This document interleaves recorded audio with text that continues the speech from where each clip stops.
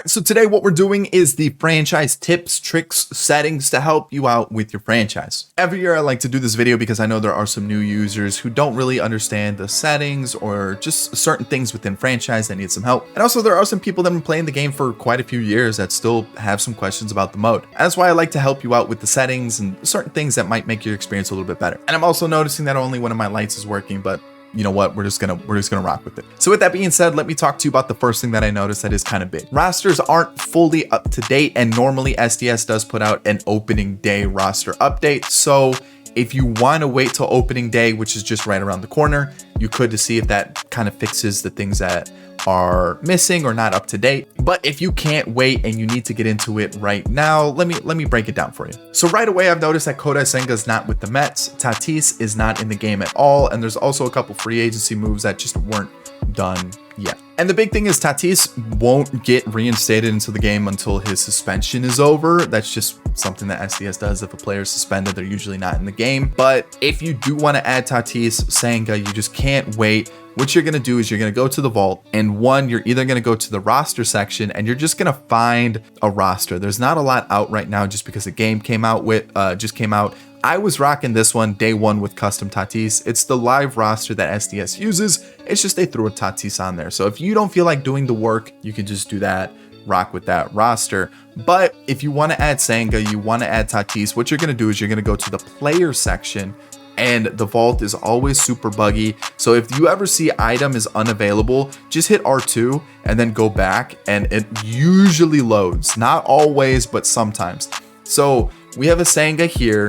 There should also be a Tatis somewhere here, but like I said, the vault is being super buggy right now. So let me get it to load so I can show you. All right, so I've searched for Tatis. I'm just gonna pick the first one here that has the most, or I guess we could just do this one. I'm assuming they're the same one. People just like to rip people's vault work and then re-upload it. So what you'll do is you'll find the player that you're looking for, you'll download it, and then you'll save it. I already have a Senga and a Tatis saved, so I'm not gonna do it, but you'll save it, right? And then if you're looking to use just the MLB The Show roster, you'll go to load, which is in the top right in settings. You go to file management, load roster, live roster. That is the current live roster that SDS has out right now.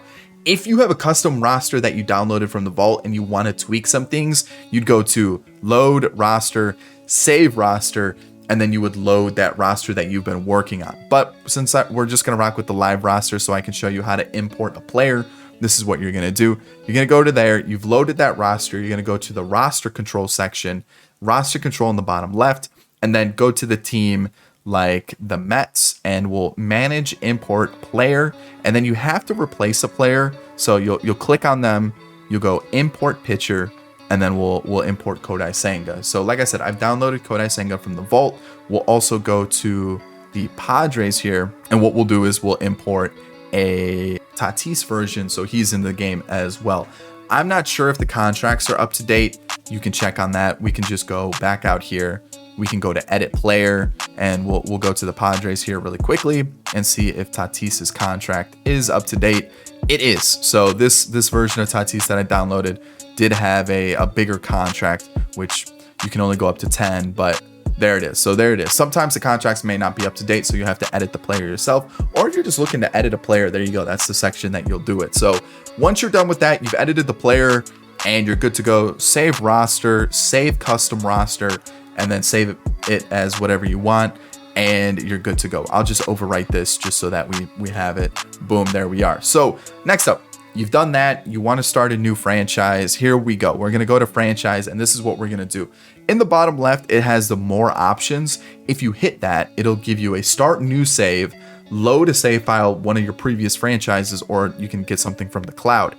If you just hit X on franchise or A on Xbox, is that correct? Yeah. If you hit A, it'll put you into the most recent franchise that you have saved. So since we're starting a new franchise, we're gonna load a saved roster, the one that we've actually made some changes to, and boom, we'll just hop in with the Cubs. That's my favorite team. It's not really important who I pick. And so here, I'm not gonna break down every single category. Basically, GM contracts, it says right there, if you turn it off, you'll remain with the same team for the whole franchise. So if you wanna have that opportunity to leave a team, turn this on. Fantasy draft, if you want one, turn it on. This is the big one right here. So with SDS's current live roster in the free agency pool, it says players from various leagues. It essentially means the World Baseball Classic players were added to the free agency pool. So if you want those players in the free agency pool, keep this on. And then those players will be in the free agency pool. We're talking about Roki Sasaki and a couple other Japanese and other World Baseball Classic players that aren't on an MLB roster. If you don't want those players in your franchise save, keep this off, and then they won't be appearing in your franchise saves at all. For this screen right here, you cannot change anything after you start a franchise. So if you mess something up, you will have to restart the save. So make sure you get this menu right here correct the first time, because again, you cannot change anything afterwards. So you got to get this right. If you want control of the CPU teams, turn this on. If you want CPU trading, I would assume you would, because you'd want the computer to make trades with one another. Keep this on, and also offer you trades. If you don't want budgets at all, you just want to spend like crazy, turn this on. Or if you just want it to be the normal, keep this off. Force trades, pretty self-explanatory. Same thing with the DH and extra inning rule. So we've got our settings correct. This is how I want it. We're going to hop into this. This screen, I normally tell people to ignore because there's a better way to handle it within the actual franchise menus, but you can just turn everything on auto manual or auto manage or manual, whichever you prefer. But once you advance, we'll start in spring training. You don't have to, you can go straight to the regular season if you'd like. And what you're going to do is you're going to go to the top right corner in settings, user settings, and then you're going to go to mode specific. Again, each one of these categories is explained at the top with the little brief description, but this is where you can set if you want to control it manually or if you want auto, which is the CPU to determine every single, thing that goes within lineups and rotation. So I want to control my lineups. I'm going to keep it on manual. The 40-man, I want to control that too, manual. But say you want the scouting portion, that new feature or that new updated part of franchise, you're like really overwhelmed by it, you just want the CPU to handle it, auto. Waivers, yeah, sure, let the CPU handle that as well. So you can go through and set every single one of these. Some of them do have MLB only, which means you will handle the MLB side of it, and then the minor leagues will be handled by the CPU, and you can do that as well. So each category here, you can set it to manual or auto, and it just kind of is a little bit easier because you can also see at the top where it gives you that description of what it actually is that you will be controlling, or the CPU will be. So we've set those to what we want. And the only other thing that I kind of have to talk about right here is the general section in the gameplay. So if you hop into this and under general, if you go to rules, hit R2 or L2, get to the rules section, injuries. If you want injuries to be off, turn it off. If you want them to be on, turn them on. So here is the thing. If you have them off in the gameplay section, you're most likely not gonna, or like if you're playing the game, you most likely won't have injuries as well. So just keep that in mind. But if you're someone that likes to sim, you don't want the injuries, just have them off. So you're good to go there. There's other things that you could go through to see if you want to mess with it. Like, do you want the game to auto save after you play a game? Things like that. There it is. These are all your settings. Basically, just adjust it to whatever you feel like is best. Go through that there.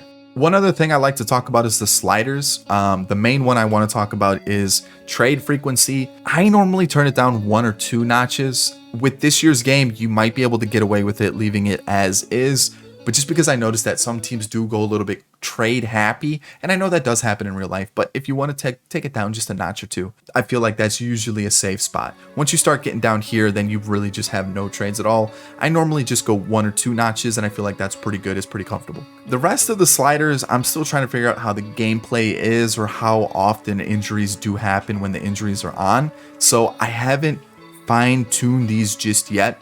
If you are looking for sliders, I know the website Operation Sports, there are a bunch of people that have some really good slider settings. So if you're looking for those, I would recommend Operation Sports. I'll leave a link to the website in the pinned comment. But for right now, sliders, I'm still kind of tweaking them and I don't want to mess with it too much. So I'm just going to leave it as is. Obviously, the roster portion is you just have your rosters. You can go by positions. You can also go by your current 40-man and then the minor league rosters as well.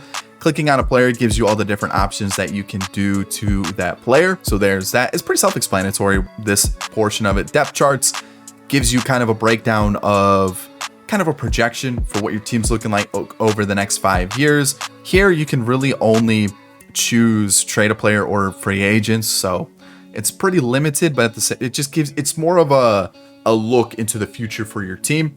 And moving on, lineups, you set your lineup, rotation, you set your rotation. Training, I don't think it does anything. It might help you out a little bit here and there as you kind of adjust your training throughout time, but realistically, you're looking at, you can either set it to auto and it'll change throughout the season automatically, or you change it yourself every couple weeks or months or whatever you feel is comfortable. But from what I've noticed, training, not too impactful, but hey, maybe I missed something, I was wrong, but from what I've noticed, training not too crazy, just because the progression and regression in this game is kind of all over the place. So I don't know if training really has an impact.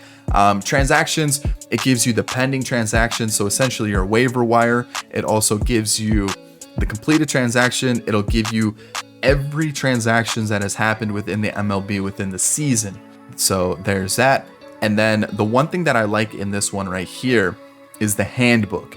If you ever have any uncertainty about what something is, arbitration, what dates are coming up, first year player draft, free agency, whatever it is, this handbook here has a brief, it's essentially your Spark Notes for everything that you would have a question about within the MLB. So it's got everything here for you. So if you ever have like some uncertainties about something, the handbook under the transactions is the best place to look. And then roster history tells you where every single one of the players within your organization came from and what year you acquired them. So there it is. That's pretty self-explanatory there. Budget, it's a mystery. I don't understand it. I don't think anybody understands it. I don't even know what changes about it, so this is something that it's cool to look at to know how much money you actually have, but outside of that, it just gives you just more of a picture on where your money is, like what your contracts are looking like over the next 5 years, and also what money you have left. And then GM goals, if you have those GM contracts on, it's good to kind of chip away at some of these goals to keep your job safe. That's what the GM goals are there for.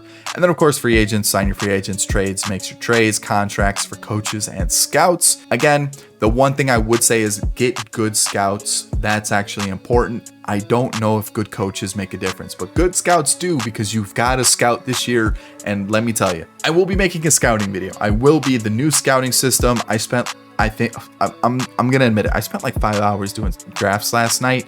So I'm trying to figure it out, trying to find out what methods work, what methods don't work, what's helpful, what's not helpful.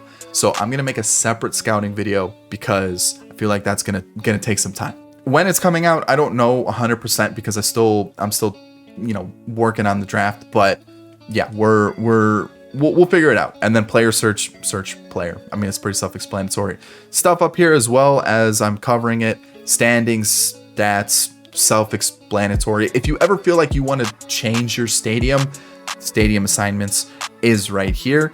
But really, that's kind of it. I feel like the settings are the main ones. Like, you want to make sure that you set those up yourself, right? If you ever want to sign an extension, you can do that within the time frames that you're allowed to.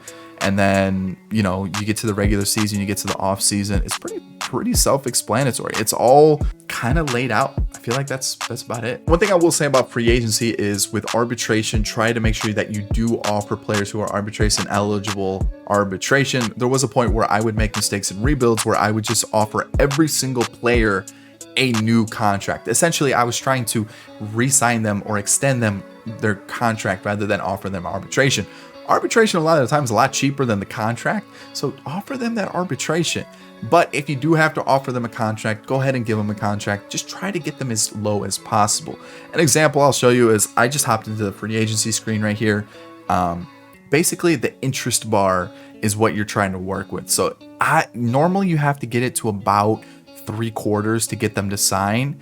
So it's usually about like this section right here that they will sign. Obviously, if you lower the contract, sometimes it goes up. Once you're around this range for interest, you're good to go. They most likely will sign. But besides that, yeah, offer arbitration to those players that are eligible, or if you don't want them on the team, just go to the roster section and actually release them so you don't have to worry about that later. Just pay attention to the calendar, see what dates are coming up, and just pay attention to certain things. I feel like that's something that a lot of people don't realize, that like there are just some things that do pop up in franchise that you may not catch because you just weren't paying attention. So have some fun with franchise. That's the main thing. Like it's a video game. You're there to have fun. If you want it to be realistic, make it realistic. Don't go doing those crazy trades. Don't go and make those unrealistic signings. You know, set some rules and stipulations that you have to follow. You know, think outside the box. If you just want to go out there, have some fun and go crazy, spend money, make trades, go and do that too. Again, it's all about having fun. It's all about you having fun. So do whatever it is that you want to do. That's really about it for franchise for me. Just maybe tweak the trading slider, make sure that you set auto and manual for those things that you want. And again, look out for a scouting video. Again, it was meant to be a shorter video. I've already realized that I blabbered a little bit too much, but it was just here to give you some tips, some things to look out for to help you out with franchise. So I hope you enjoyed it. If you did, thumbs up down below. Again, if you have any comments for something that I didn't cover, put them in the comment section. I'll answer them for you. And that's about it. I'll catch you on the next one. Peace.